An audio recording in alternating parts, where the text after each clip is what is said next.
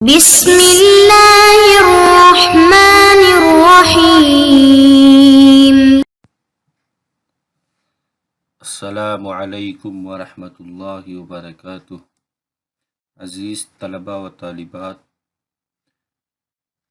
تقابل ادیان و مذاہب کا سبق نمبر 7 آج ہم پڑھ رہے ہیں، جس کا عنوان ہے کہ تقابل ادیان میں مسلمانوں کی خدمات۔ آج کے اس سبق میں ہم یہ پڑھیں گے کہ تقابل ادیان و مذاہب میں اسلام کی کیا تعلیمات ہیں، کیا اس سے قرآن و حدیث میں یا دور صحابہ میں، عہد نبوی میں اس کی کوئی مثال ملتی ہے یا نہیں ملتی ہے، اور اس سلسلے میں مسلم علماء اور مسلم اسکالرس کی کیا خدمات رہی ہیں۔ آج کے اس وقت میں ہم اس کو پڑھیں گے۔ تو سب سے پہلے ہم پڑھتے ہیں کہ قرآنی تعلیم اس سلسلے میں کیا ہے۔ یہ دوسری آیت، اس کا پہلا جملہ یہ بجادلہم باللتی ہی احسن کا کہ ادعو الی سبیل ربک بالحکمت والموعظۃ وجادلہم باللتی ہی احسن۔ یہ ہے اصل کہ یہ دعوت سے متعلق یہ آیت ہے کہ جب تم انہیں دعوت دو، اللہ کی طرف بلاؤ، ادعو الی سبیل ربک، جب تم انہیں اپنے پروردگار کے راستے کی طرف بلاؤ تو حکمت کو اختیار کرو، حکمت کے طریقے پہ بلاؤ، یعنی دعوت دینے میں حکمت کی جو چیزیں ہوتی ہیں اس کو اختیار کرو، اور جب بحث و مباحثہ کی نوبت آئے تو بہت ہی عمدہ طریقے سے بحث کرو۔ اب دوسری بات کہ عہد نبوی میں تقابل ادیان کا کیا تصور رہا ہے۔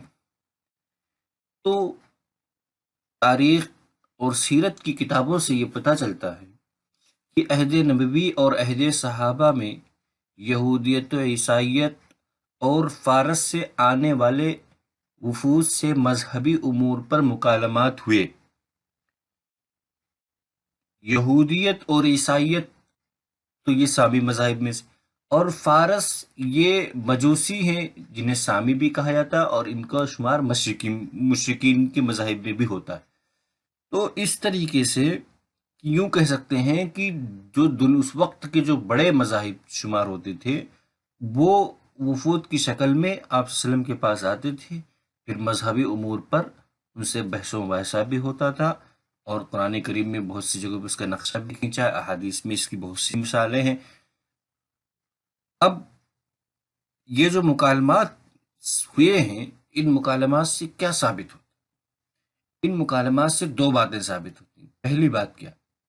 پہلی بات یہ ہے کہ مسلمانوں نے دین اسلام کے عقائد، احکام اور تعلیمات سمجھنے کے ساتھ معاصر مذاہب کی حقیقت اور تعلیم کو بھی سمجھنے کی کوشش کی، اور دوسری بات یہ کہ مسلمانوں نے اپنے عقیدے اور اصول زندگی کا اظہار دوسروں کے سامنے نہایت معقولیت اور حکمت کے ساتھ کیا۔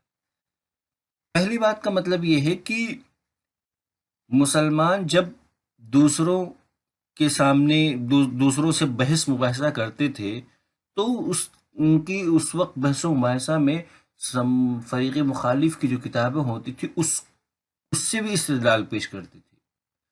جیسے کہ ایک بار آپ وسلم کے پاس ایک فیصلہ آیا تو آپ نے پوچھا، غالباً رجم سے متعلق تھا فیصلہ، تو آپ نے پوچھا کہ یہودیت کا مسئلہ تھا کہ کیا آپ نے پوچھا کہ تمہارے یہاں اس کا کیا تصور ہے، کیا حکم ہے، تو انہوں نے جھوٹ بولنے کی کوشش کی۔ تو اس وقت عبداللہ ابن سلام رضی اللہ تعالیٰ عنہ آپ کے پاس تھے، جو یہودی مذہب توریت کے بڑے عالم تھے۔ تو اس وقت انہوں نے آپ نے فرمایا کہ وہ دکھاؤ آئے، تو اس نے اس آیت پہ جو فیصلہ لے کر آئے تھے اس آیت پہ ہاتھ رکھ دیا تھا۔ تو عبداللہ ابن سلام نے کہا کہ اس ہاتھ کو ہٹاؤ، بتایا کہ عبداللہ ابن سلام نے بتایا کہ نہیں، ان کے یہاں بھی رجم کا ہی حکم ہے۔ اور دوسری بات کہ مسلمانوں نے، پہلی بات یہ کہ مسلمانوں جس طریقے سے دین اسلام کے عقائد اور احکام و تعلیمات کو سمجھا تھا، اسی طرح اس دور کے جو مذاہب تھے ان کی بھی حقیقت اور تعلیم کو بھی مکمل سمجھنے کی کوشش کی تھی۔ اور دوسری بات یہ ثابت ہوتی ہے کہ مسلمانوں نے اس وقت کے اپنے عقیدے اور اپنے اصول زندگی کا جو اظہار کیا تھا وہ بہت ہی معقولیت اور حکمت کے ساتھ کیا تھا۔ اب آ جاتے ہیں ہم مسلم سلاطین پہ کہ مسلم سلاطین یعنی عہد بنو امیہ اور عہد بنو عباس، پھر اس کے بعد مختلف خلافتیں گزری، اور آخر میں خلافت عثمانیہ، پھر مغل دور، یہ تمام یہ ان مسلم سلاطین میں تقابل ادیان کا کیا تصور رہا، کس حد تک اس کا رواج رہا۔ کہتے ہیں کہ عہد عباسی، عہد اموی اور دیگر تمام مسلم سلاطین کے دربار میں مسلم اسکالرز کے ساتھ دوسرے مذاہب کے بھی اسکالرز موجود رہتے تھے، اور کبھی کبھی مسلم علماء و دیگر مذاہب کے علماء میں مناظرے اور مباحثے بھی ہوتے تھے۔ اس کا مطلب یہ ہے کہ جب بادشاہوں کے دربار میں جس طریقے سے دیگر فنون کے ایکسپرٹ اور ماہرین ہوتے تھے، اسی طرح سے دیگر مذاہب کے علماء اور اسکالرز بھی وہاں ہوتے تھے، اور کبھی کبھی نوبت یہ آ جاتی تھی کہ کسی مسئلے پہ، مذہبی مسئلے پہ ایک دوسرے مذاہب کے درمیان مکالمہ اور مناظرہ بھی ہوتا تھا، اور بادشاہ کے سامنے بھی ہوتا تھا، ہر ایک کو مکمل رائے دینے کا حق تھا۔ جیسے کہ امام ابو حنیفہ نے ایک رومی سفیر سے مناظرہ کیا، اسی طرح علامہ ابن تیمیہ نے ایک عیسائی جج سے مناظرہ کیا، علامہ ابن قیم نے یہودی عالم سے مناظرہ کیا، پھر اس پہ کے بعد وہ آپ نے کتاب لکھی تھی۔ اسی طرح عہد عباسی کے بادشاہ ہارون رشید، مشہور بادشاہ، اس کے زمانے میں بودھ پروہتوں کے محمد بن عباس سے بھی ہونے والے مباحثے کافی مشہور ہوئے۔ یعنی عہد عباسی میں بدھزم کے جو پروہت ہوتے تھے، جو پنڈت تھے، ان کی رسائی عہد ہارون رشید کی دربار تک ہو چکی تھی۔ پھر آخر میں کہ مسلم علماء اور اسکالرز، یعنی یوں کہہ سکتے ہیں کہ اس سبق کا تیسرا حصہ کہ مسلم اور علماء اور اسکالرز کی کیا خدمات رہی اس سلسلے میں۔ مسلم علماء اسکالرز میں تقابل ادیان پر کام کرنے والوں میں چند نام بہت ہی نمایاں ہیں، جیسے علامہ ابن تیمیہ، ابن حزم ظاہری، ابن کریم شہرستانی، ابو ریحان البیرونی اور علامہ ابن قیم۔ یہ مشہور نام ہیں جن کی تصنیفات شروع سے صدر اول میں یوں کہہ سکتے ہیں کہ جب اسلامی حکومتوں کا زور تھا، اسلام کی دنیا پہ حکمرانی تھی، تب ان علماء نے دوسرے مذاہب پر بھی اپنی توجہ مبذول کی تھی، جیسے کہ الجواب الصحیح لمن بدل دین المسیح، یہ علامہ ابن تیمیہ کی تصنیف ہے۔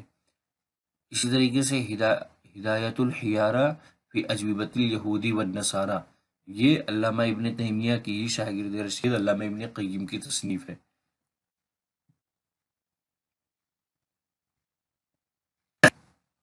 جیسا کہ ابو ریحان البیرونی کے بارے میں سب جانتے ہیں کہ بہت ہی مشہور مورخ گزرا، خاص طور سے ہندوستانی مذاہب کے بارے میں تو اس کو بہت ہی زیادہ نالج تھی، بہت زیادہ علم تھا، کیونکہ اس نے یہ محمود غزنوی کے دور میں ہندوستان آیا تھا۔ یہ اصلاً ایک مورخ اور سیاح تھا، ہندوستان آیا تھا اور ہندوستان میں رہ کر کے اس نے یہاں سنسکرت سیکھی پنڈتوں کے پاس، اس وقت اس دور میں جبکہ وید اور اپنشد وغیرہ بھی تحریری شکل میں موجود نہیں تھی، اس وقت اس نے سنسکرت سیکھ کر کے وید اور اپنشد کو اور گیتا وغیرہ ان سے سیکھ کر کے پھر ان کی ہندو مذہب کی اصلیت کو جان کر کے ایک کتاب لکھی، جس کا نام، جو عربی میں جس کا نام ہے فی تحقیق مال الہند، اور یہ کتاب کتاب الہند کے نام سے زیادہ مشہور ہے، اس کا وہ بھی اردو ترجمہ ہو چکا ہے۔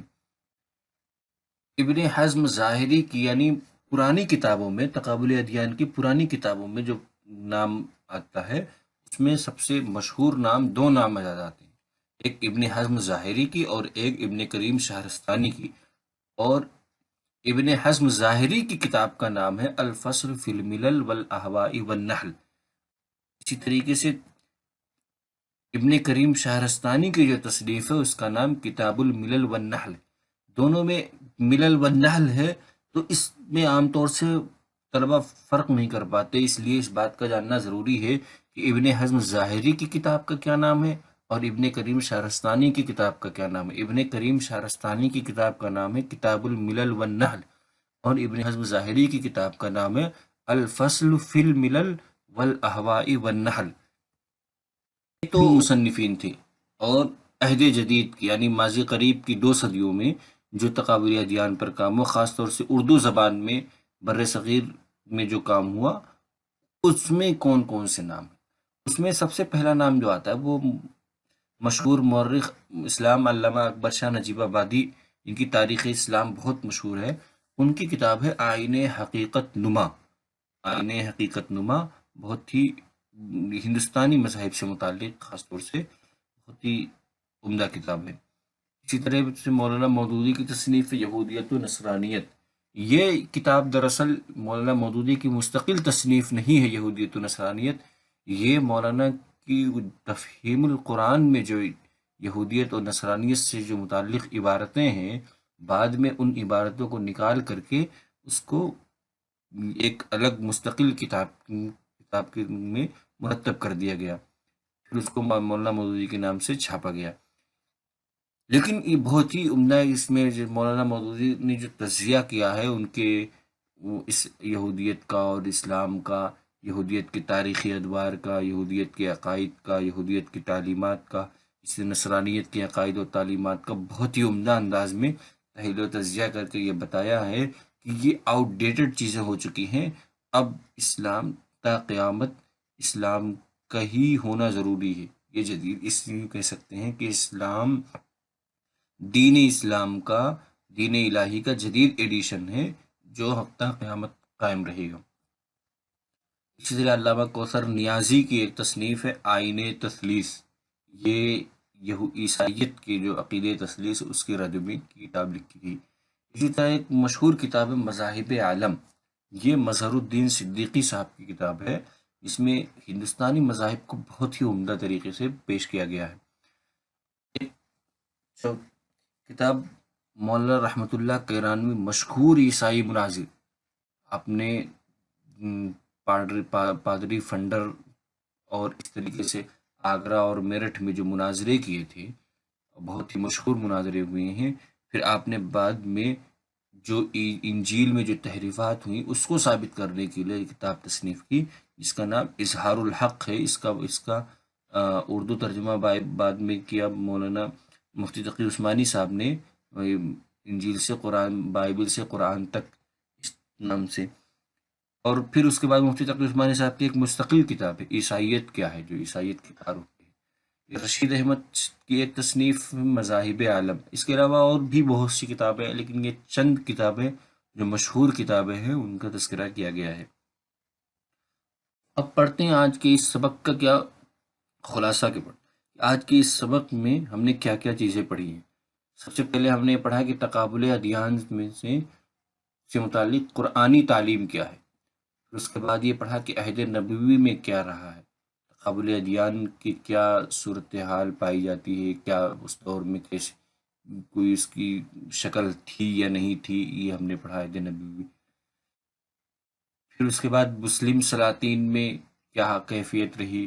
پھر آخر میں ہم نے پڑھا کہ مسلم علماء اور اسکالرس، اس میں قدیم و جدید سب کو ہم نے بیان کیا کہ قدیم مصنفین میں کون سے علماء گزرے اور جدید مصنفین میں